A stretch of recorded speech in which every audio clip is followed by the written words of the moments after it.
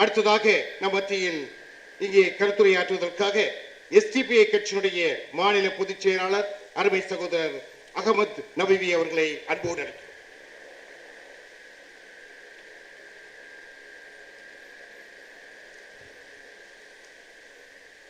மனித உரிமை காப்பாளர் மரியாதைக்குரிய ஸ்டேன் சுவாமி அவர்களின் 3ஆம் ஆண்டு நினைவு நாளை முன்னிட்டு எழுச்சியோடு நடைபெற்று கொண்டிருக்கக்கூடிய இந்த வீர வணக்க உறுதியேற்பு பொது அரங்கத்திற்கு தலைமை தாங்கி கொண்டிருக்கக்கூடிய மனிதநேய மக்கள் கட்சியின் மாநில அமைப்பு செயலாளர் அண்ணன் மாயாவரம் ஜே அமீன் அவர்களே, இந்நிகழ்விலே முன்னிலை வைத்துக் கொண்டிருக்கக்கூடிய மனித உரிமை ஆர்வலர்களே, கருத்துரையாற்ற வருகை தந்திருக்கக்கூடிய மே 17 இயக்கத்தின் ஒருங்கிணைப்பாளர் மரியாதைக்குரிய தோழர் திருமுருகன் காந்தி அவர்களே, எனக்கு முன்பு இங்கே கருத்துரையாற்றிய தமிழ் தேச மக்கள் முன்னணியின் தோழர் திரு மீதா பாண்டியன் அவர்களே, முனைவர் குழந்தை அவர்களே, இந்நிகழ்விலே பங்கெடுப்பதற்காக வருகை தந்திருக்கக்கூடிய மனிதநேய மக்கள் கட்சியின் தலைவர் சட்டமன்ற உறுப்பினர் மரியாதைக்குரிய பேராசிரியர் ஜவாஹிருல்லா அவர்களே, மூத்த மனித உரிமை போராளி தோழர் தியாகு அவர்களே, இந்நிகழ்விலே பங்கேற்றிருக்கின்ற ஆளுமைகளே, களப்போராளிகளே, உங்கள் அனைவருக்கும் என் நெஞ்சார்ந்த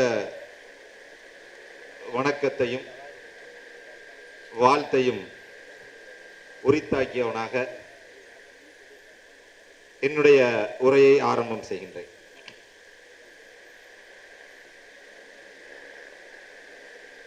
மனித உரிமை காப்பாளர் ஸ்டேன் சுவாமி அவர்களுக்கு இந்த 3ஆம் ஆண்டு வீர வணக்க உறுதியேற்பு நிகழ்வோடு அவரின் முதலாம் ஆண்டிலேயே எஸ்டிபிஐ கட்சி ஒவ்வொரு ஆண்டும்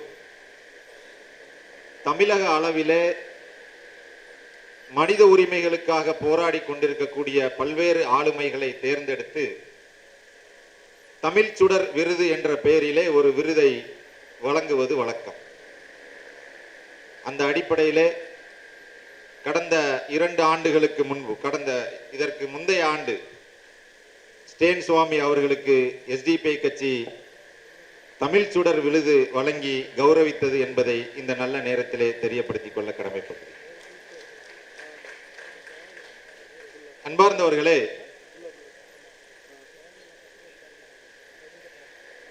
ஸ்டேன் சுவாமி அவர்கள் எழுப்பிய ஒரு இயல்பான கேள்வி, எல்லா வளங்களையும் பெற்றிருக்கக்கூடிய ஒரு மாநிலத்தின் மக்கள் எப்படி ஏழைகளாக இருக்க முடியும்? எல்லா மாநிலத்தினுடைய எல்லா வளங்களையும் பெற்றிருக்கக்கூடிய ஜார்க்கண்ட் மாநிலம், அந்த மாநிலத்தினுடைய மக்கள் மற்றும் எப்படி ஏழையாக இருக்க முடியும்? ஒரு மாநிலத்தினுடைய, ஒரு தேசத்தினுடைய சொத்து வளம் இவற்றின் அடிப்படையிலே தான் அந்த நாட்டினுடைய குடிமக்களினுடைய வாழ்வாதாரமும் குடிமக்களினுடைய வாழ்வும் தீர்மானிக்கப்படும் அல்லது வாழ்க்கை தரம் அமையும் என்ற நிலையிலே ஜார்க்கண்ட் மக்களினுடைய வாழ்க்கை தரம் மட்டும் ஏன் இவ்வளவு கீழான நிலைக்கு சென்றிருக்கின்றது? எல்லா வளங்களையும் பெற்றிருக்கக்கூடிய ஒரு மாநிலத்தின் மக்களின் வாழ்க்கை தரம் ஏன் செழிப்பாக அமையவில்லை என்ற இயல்பான கேள்வியை எழுப்பினார். அந்த இயல்பான கேள்வியின் தாக்கம்தான் அவருடைய உயிரை பறித்தது என்பதை நாம் நினைவில் கொள்ள வேண்டும். அந்த மக்களினுடைய உரிமைக்காக போராடினார்.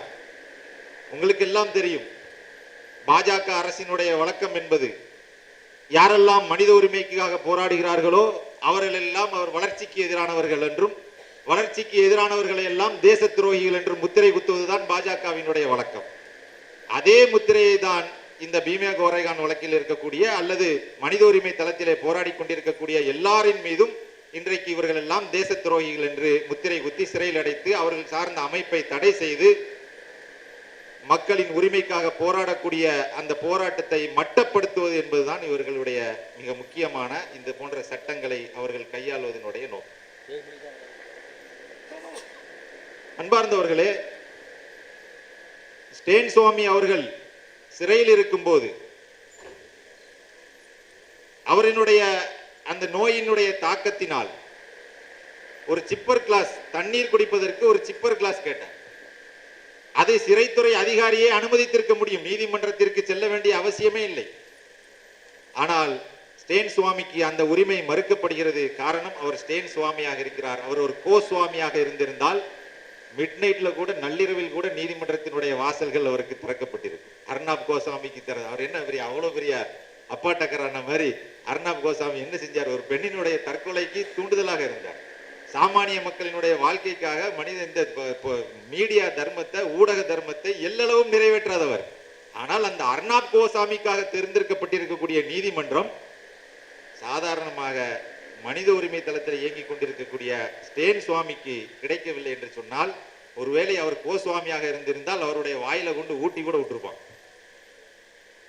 இதுதான் இன்றைய நீதிமன்றம், இதுதான் இன்றைய ஆளும் அதிகாரத்தின் நிலை. சரி, யுஏபிஏ சட்டங்கள், அன்லாஃபுல் பிரிவென்ட் ஆக்ட் ஃபுல்லா இவங்க எத்தனை இந்த மாதிரி வன்முறையை தமிழகத்தில் அல்லது இந்திய அளவில் தடுத்திருக்கிறார்கள், அல்லது இதன் மூலமாக கைது செய்யப்பட்ட எத்தனை வழக்குகளில் இவர்கள் நீதி செலுத்தியிருக்கிறார்கள்? யுஏபிஏ மூலம் கைது செய்யப்பட்ட அந்த வழக்குகளுடைய எண்ணிக்கையும் சிறையில் இருப்பவர்களுடைய எண்ணிக்கையும் கணக்கிலிட்டு பார்த்தால் இவர்கள் அந்த வழக்குல தீர்ப்பு வழங்கினது சொற்பத்திலையும் சொற்பம், 1% கூட சொல்ல முடியாது. அப்ப யுஏபிஏ சட்டம் என்பதை பழிவாங்கும் நடவடிக்கையாக மட்டும்தான் இவர்கள் கையிலே வைத்துக் கொண்டிருக்கின்றார். இந்தியாவில் நடந்த அத்துணை மாபாதக செயல்களிலும் எந்த செயல்களையும் இவர்கள் தடுத்து நிறுத்த முடியவில்லை. 3வது முறை மோடி அரசு பொறுப்பேற்றதில் இருந்து இந்த 30 நாள்ல 25க்கும் அதிகமான சிறுபான்மை முஸ்லிம்கள் வட இந்தியாவில் அடித்து கொல்லப்பட்டிருக்கின்றார்கள். உத்தரப்பிரதேசத்தில் இந்தியா கூட்டணிக்கு வாக்கு சேகரித்தார் என்று சொல்லக்கூடிய ஒரே காரணத்திற்காக ஒரு ஆலிம் படுகொலை செய்யப்பட்டிருக்கிறார், ஒரு மார்க்க அறிஞர், மத போதகர். இந்த சட்டவிரோத நடவடிக்கையை தடுத்து நிறுத்துவதற்கு அல்லது இதற்கு மூலதனமா இருக்கக்கூடிய RSS கிட்டத்தட்ட 150-200க்கு மேல தொடங்கும் மாட்டுக்கரியின் பெயரால் அல்லது முஸ்லிம் என்ற ஒற்றை காரணத்திற்காக அடித்து படுகொலை செய்யப்படக்கூடிய நிகழ்வுகளின் பின்னணியில் இருப்பது ஒரு மோசடி, ஒரு தீவிரவாத கும்பல். எனவே இந்த சட்டவிரோத நடவடிக்கையை தடுத்து நிறுத்துவதற்கோ அல்லது இதுவரைக்கும் எந்த மாட்டின் பெயரால் அடித்துக் கொள்ளக்கூடிய அந்த பசு குண்டவர்கள் மீது எந்த யுஏபியும் இல்லை. அல்லது இந்தியாவில் இந்த 10 ஆண்டுகள்ல நடந்த மிகப்பெரிய மாபாதக செயல்கள், எத்தனையோ செயல்கள் நடந்திருக்கு, அந்த எந்த செயல்களை இவர்களால் தடுத்து நிறுத்த முடியல. அப்போ இந்த சட்டங்களின் மூலம் அவர்கள் அடக்க நினைப்பது சிறுபான்மை சமூகத்தையும் அல்லது மனித உரிமை தளத்தில் போராடி கொண்டிருக்கக்கூடிய அந்த போராளிகளையும் தான். எனவே இந்த சட்டங்களை வைத்து, இந்த சட்டம் இல்லை எந்த சட்டமும் அப்படித்தான். இன்னைக்கு மரண தண்டனை இருக்கு. நிர்பயாக்காக மரண தண்டனை வழங்கிய நீதிமன்றம் ஹத்ராஸினுடைய அந்த பெண்ணினுடைய விஷயத்தில் என்ன நடந்துச்சு? மாறாக அந்த கற்பழிப்புக்கு நீதி கேட்டு போனவர்களின் மீது தான் இன்றைக்கும் வழக்கு இருக்கு. சித்திக் காப்பான் உட்பட சஞ்சீவ் பட் 6 ஆண்டுகளை கடந்த ஓரிரு நாட்களை கூட கூட்டி கழிச்சு பார்த்தோம் அப்படின்னு சொன்னா, முன்னாள் உண்மையான ஒரு போலீஸ் IPS அதிகாரி, அவர் அண்ணாமலை மாதிரி போலி IPS உண்மையான IPS அதிகாரி 6 ஆண்டுகளை நிறைவு செய்து விட்டார் சிறையில இருந்து.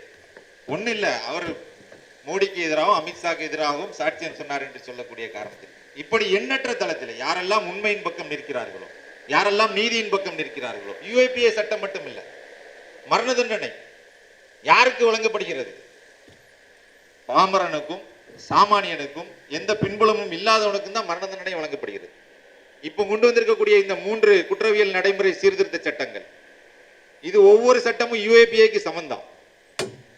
எனவே இங்கே நாம் அழுத்தமாக முன்வைக்கக்கூடிய விஷயம் என்னவென்று சொன்னார், எனக்கு முன்பு தோழர் மீதா பாண்டியன் அவர்கள் பேசியதாக இருக்கட்டும் அல்லது தோழர் தியாக அவர்கள் உரையாற்றியதாக இருக்கட்டும், நாம் எதிர்த்து போராட வேண்டியது இந்த தருணத்திலே வெறும் யுஏபிஏ சட்டம் மட்டும் இல்லை என்பதை நாம் விளங்கிக் கொள்ள வேண்டும். இந்தியா மாதிரியான ஒரு மிகப்பெரிய ஜனநாயக நாட்டில் பிரிவென்ட் ஆக்ட் என்று சொல்லக்கூடிய எந்த சட்டங்களும் தேவை. இது என்ன சர்வாதிகார நாடா அல்லது மன்னர் ஆட்சியா? அப்படி என்ன இங்க நடந்துவிட போகிறது? அல்லது நடப்பதற்கான சாத்தியங்கள் இல்லாத புலனாய்வு அமைப்புகள் இருக்காங்களா? ஏதாவது அப்படி லேசில் எதையாவது விட்டுட்டு போயிடுவாங்களா? அப்ப இந்த பிரிவென்ட் ஆக்ட் என்று சொல்லக்கூடிய எல்லா சட்டங்களையும் ஒட்டுமொத்தமாக எதிர்ப்பதுதான் அங்கே இருக்கக்கூடிய உண்மையான வழிமுறையாக இருக்கும். எனவே அதை நோக்கித்தான் நம்மளுடைய குரல்கள் எழும்ப வேண்டும். இந்த பிரிவென்ட் ஆக்ட் மட்டும் இல்ல, என்ஐஏக்கு ஒரு சிறப்பு அதிகாரத்தை இப்ப கூடுதலா வழங்கி இன்னைக்கு தமிழ்நாட்டில் முழுவதும் இறங்கி களமாடி வேட்டையாடிட்டு இருக்காங்க. கேட்பதற்கு யாரும் இல்லை. கோயம்புத்தூர் பகுதியில எப்ப வீடுக்குள்ள போவாங்க, எப்ப வருவாங்க, கோயம்புத்தூர் மட்டும் இல்ல, தமிழகம் முழுவதும். ஒரு மார்க்க அறிஞர் 20 வருடமாக ஆன்லைன்ல அரபிக்கு எடுத்துட்டு இருக்கிறார். அவரோடு பல 50-100 பேர் தொடர்பில் இருந்து ஓதிட்டு இருக்கிறாங்க. ஏதோ ஒரு நபர் அதுல குற்றம் செய்ததற்காக இந்த ஆசிரியர் எப்படி பொறுப்பாவார்? அப்படி நீங்க பொறுப்பாக்குனீங்க அப்படின்னு சொன்னா இதுவரைக்கும் தமிழ்நாட்டில் அல்லது இந்தியாவில் இருக்கக்கூடிய எல்லா குற்றவாளிகளுக்கு யார் ஆசிரியரா இருக்காரோ அவங்க எல்லாத்தையுமே நீங்க கைது செய்யணும். அப்ப இது ஒரு பழிவாங்கும் நடவடிக்கை. எனவே தோழர் மீதா பாண்டியன் அவர்கள், தோழர் தியாகு அவர்கள் வலியுறுத்தியதை நான் மீண்டும் இங்கே வலியுறுத்துகிறேன். தமிழகம் சமூக நீதி பேசக்கூடிய இந்த முதல்வருடைய காலத்தில் என்ஐஏவினுடைய அதிகாரத்தை தமிழகத்தில் பயன்படுத்துவதற்கு அவர் அனுமதிக்க கூடாது என்பதை, ஏனென்று சொன்னால் தமிழகத்தினுடைய காவல்துறை ஸ்காட்லாந்து யார்டினுடைய காவல்துறைக்கு இணையான காவல்துறை. இங்கு இருக்கக்கூடிய காவல் அதிகாரிகளும் இங்கு இருக்கக்கூடிய புலனாய்வு அமைப்புகளும் எந்த அசம்பாவிதங்களும் அவர்களை மீறி நடக்காது. அப்படி இருக்கக்கூடிய அந்த சூழ்நிலையில் என்ஐஏவினுடைய அந்த அத்துமீறிய அராஜகத்தை தமிழகத்தில் இந்த நேரத்திலே தமிழக அரசு தடுத்து நிறுத்தி அவர்களுக்கு இடமளிக்க கூடாது என்பதை அழுத்தமாக இங்கே கோரிக்கை வைக்கிறேன். அதே போன்று இந்த நல்ல நேரத்தில் இந்த வீர வணக்க உறுதியேற்பு பொது அரங்கத்தின் வாயிலாக இதுவரை யுஏபிஏயின் கீழ் கைது செய்யப்பட்டிருக்கக்கூடிய அத்துணை நபர்களும் அவர்களுடைய உரிய காரணங்கள் இல்லாமல் சிறையில் அடைக்கப்பட்டிருக்கக்கூடிய அத்துணை நபர்களும் விடுதலை செய்யப்பட வேண்டும். தடை செய்யப்பட்டிருக்கக்கூடிய அத்துணை அமைப்புகளினுடைய தடையையும் நீக்கப்பட வேண்டும் என்ற வலுவான கோரிக்கையோடு இந்த வீர வணக்க உறுதியேற்பு பொது அரங்கத்தினுடைய கோரிக்கைகள் வெல்லட்டும். நிச்சயம் எஸ்டிபி கட்சி அந்த கோரிக்கைக்கு துணை நிற்கும். தொடக்க காலம் முதலே யுஏபிஏ சட்டத்தை கடுமையாக எதிர்த்திருக்கிறது. இனி எல்லா காலத்திலும் இது போன்ற அடக்குமுறை சட்டங்களுக்கு எதிராக எஸ்டிபிஐ துணை நிற்கும் என்று கூறிக்கொண்டு வாய்ப்பளித்தமைக்கு நன்றி கூறி விடைபெறுகிறேன். நன்றி.